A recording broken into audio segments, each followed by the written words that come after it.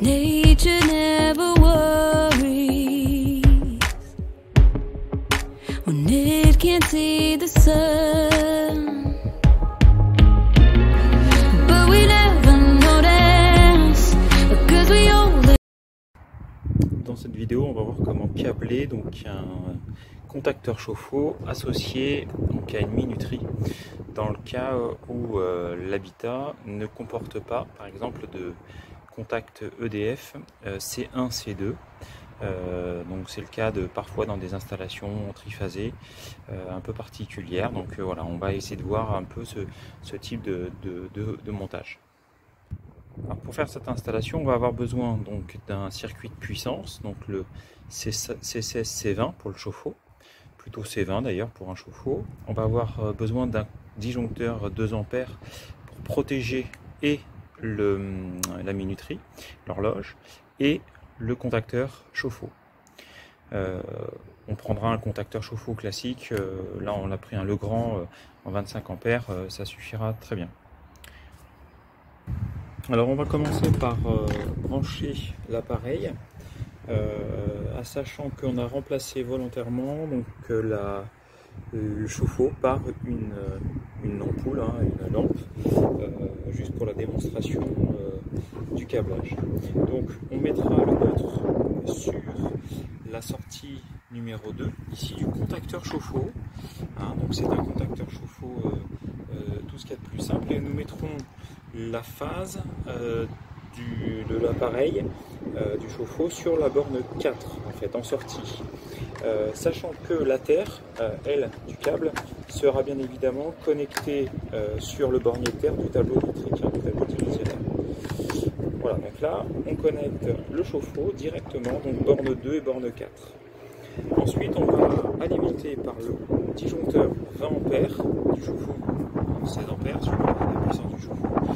On va mettre le neutre en sortie ici du disjoncteur 20 ampères, et on va le mettre directement sur la borne numéro 1 ici du contacteur ici chauffe-eau. Hop, on va le mettre dedans. Donc le neutre du disjoncteur du C20 du circuit de puissance vient se mettre sur la borne 1, et la phase du circuit de puissance, on va prendre un câble comme ceci, qu'on va venir connecter ici, sur la phase du disjoncteur ici, donc sur le circuit de puissance, le C20 ou le C16. On va mettre la phase, et on va mettre la phase directement sur le pôle numéro 3, ici la borne numéro 3 du contacteur chauffe-eau. Hop, alors bien prendre le contacteur, tac, ici, voilà, impeccable. Voilà. Donc on a notre circuit C16 ici qui va au 1 et 3 ici du contacteur. Ensuite on va protéger et le contacteur et l'horloge avec le C2 et alimenter l'horloge. Donc pour ça on va prendre pareil un câble ici phase neutre, et une petite particularité c'est que sur l'horloge ici la phase est à gauche, le neutre est à droite. Donc attention à ne pas inverser, et suivre le schéma. Donc on va faire ici une sortie du C2 qui va protéger l'horloge et le contacteur en sortie du C2, comme ceci. On va ici brancher la phase, et cette fois-ci la phase va venir sur le contacteur de l'horloge ici à gauche, ici sur la borne à gauche,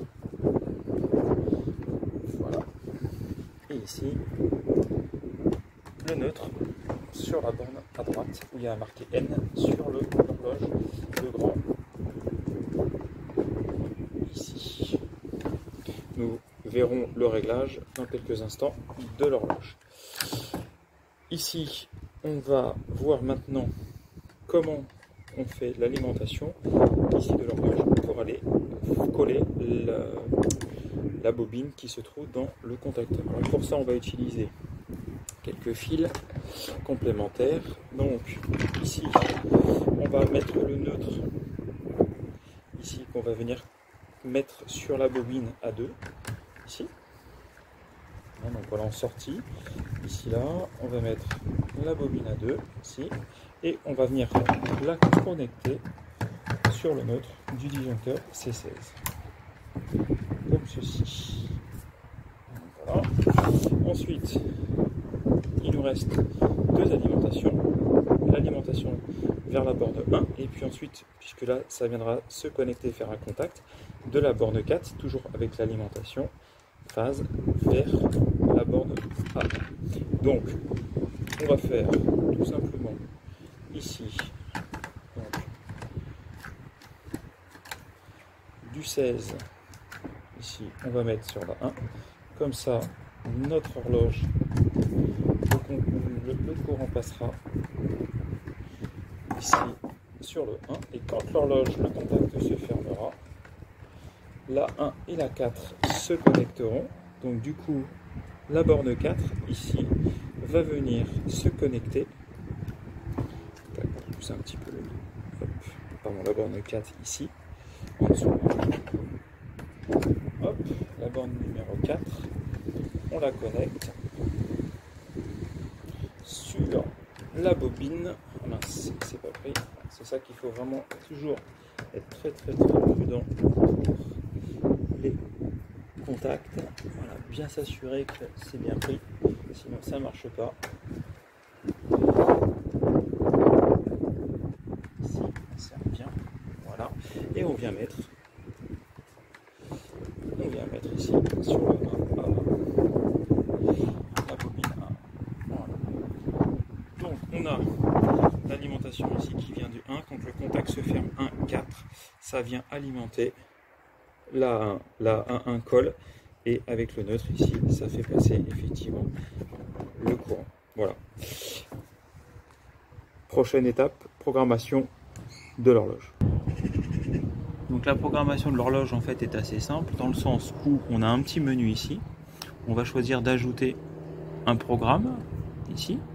Donc on va faire par exemple nouveau et on veut par exemple que le contact se ferme en fait à une certaine heure. Donc par exemple tous les jours de la semaine, donc du lundi au dimanche. Hein, par exemple dans notre premier cas, ça peut être du lundi au vendredi, du samedi au dimanche et ça peut être aussi des programmes personnalisés. Donc ici par exemple on va prendre toute la semaine et on veut par exemple donc là créer un programme numéro 2 et on va choisir effectivement de gérer l'heure de programmation. Alors, par exemple si on veut faire 18 heures ici 18 heures on fait OK pour valider. On veut par exemple, donc cela ce sera tous les jours de la semaine, jusqu'à 19 heures, le courant sera enclenché. Ici, voilà. Et on fait OK si on veut créer un nouveau programme. Si on veut sortir, on appuie sur les petites feuilles ici de papier. Ici, voilà. On peut à tout moment venir éditer un programme 1, programme 2. Vous voyez, ici, donc là on a un programme 1 qui est programmé comme ceci. Hein, ici, si on veut le programme 2, 18 à 19 heures. Donc si on veut éditer celui-ci, on fait OK. On veut l'éditer et là, on éditera ce programme 2 sur 2. On veut par exemple qu'il démarre plutôt à 19 heures, on valide par OK. Et on veut qu'il se termine à 20 heures, on appuie sur le petit plus et on valide par OK. Et on sauve surtout toujours, sauve ici. Voilà. On sort ici du menu comme ceci, voilà, en faisant ici la programmation est terminée.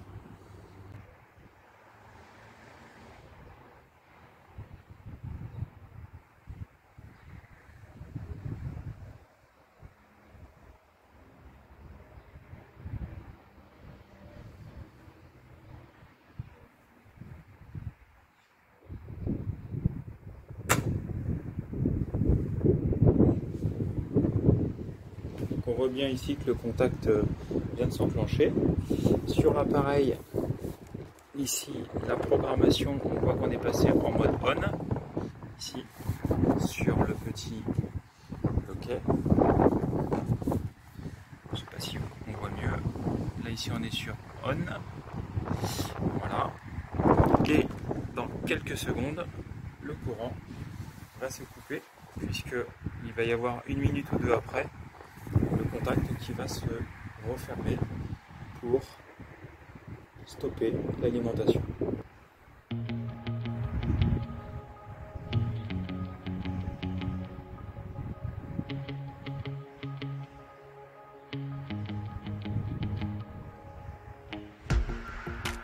Nature never hurries,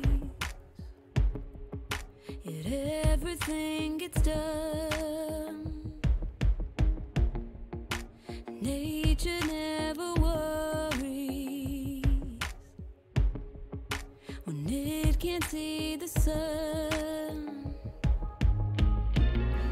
But we never notice, because we all live up in our heads, and we all stay focused on the past, not what lies ahead. And the fear keeps growing until the earth we live on is dead. What if instead we stop and smell the roses? Breathe in, breathe out, breathe in and feel the moment. Breathe in, breathe out, breathe